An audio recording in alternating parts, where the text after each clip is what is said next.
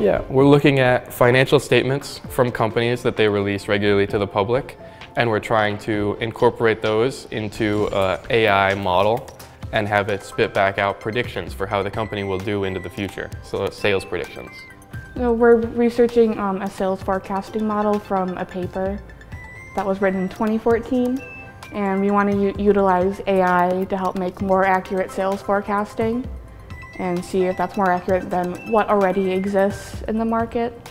The paper was written in 2014, so this is before like the big innovations in AI. So we want to incorporate that into like a model in AI, which is what Liam is doing, and seeing how accurate that would be when incorporating this big innovation of AI.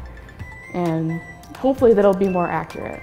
Yeah, so right now there are a ton of apps that are being used and are sold to the public that are doing this sales prediction, and we want to build an app that is able to use this AI and incorporate it as well as the methods that these other companies are using and see if we can't improve upon their current methods.